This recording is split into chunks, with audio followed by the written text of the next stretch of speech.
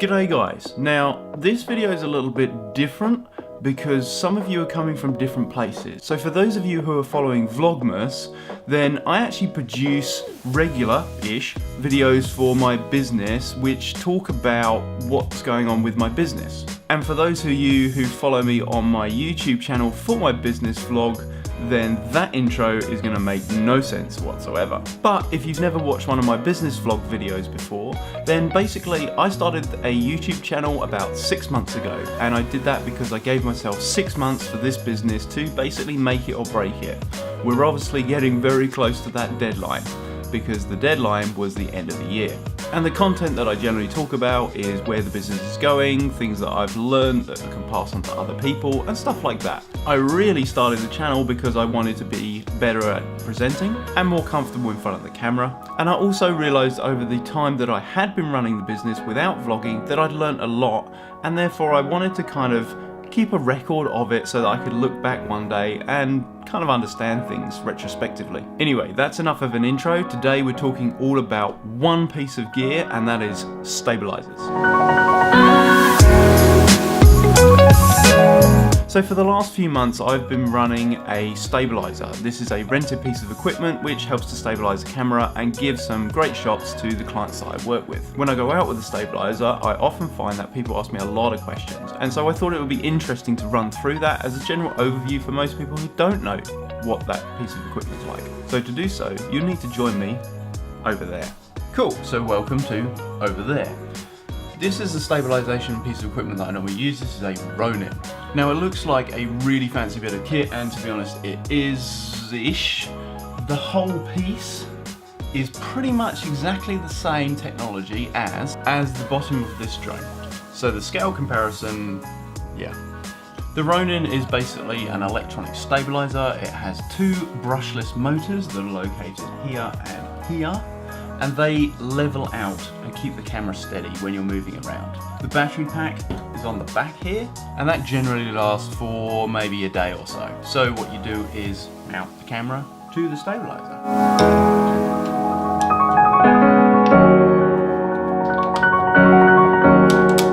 Once mounted, it's just a case of turning it on and letting the software boot up.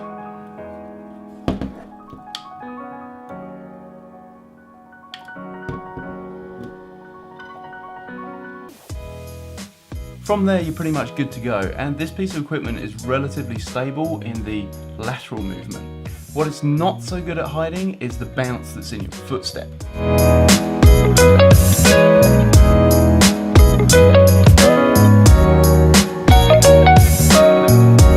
And that's pretty much it. Like most tools, it's just a case of getting used to how it works and what works best, and obviously using like your eye to work out what shots are going to work. But we should probably go and test it so you guys can see it in action, right? 3, 2, 1. G'day guys, so we're on location. I'd like to thank my housemate Andy for helping out with this one. What we're going to do is basically shoot some footage on here, but at the same time film so you can see how that footage is shot. Sweet, that'll do.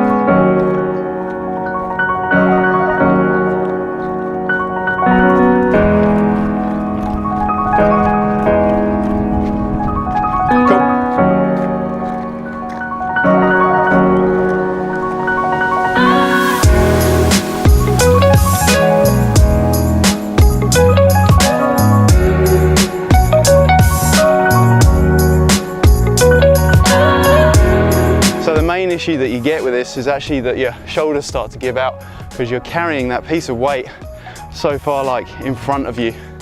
So yeah, goodbye shoulders. That should be easy, you're the CrossFitter. Thanks mate.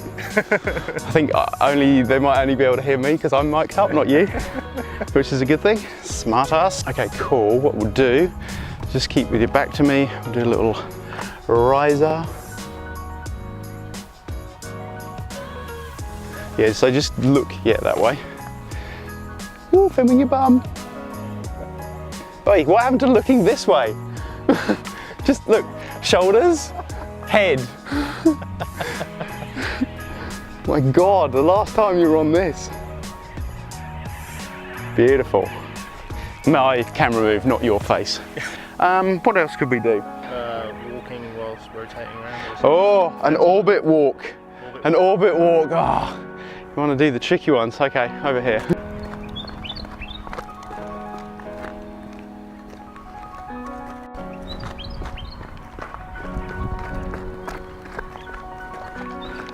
Okay, let's do some fancy slow-mo. Everyone ready?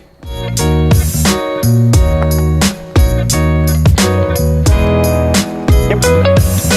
That's loads of footage when it's slow-mo.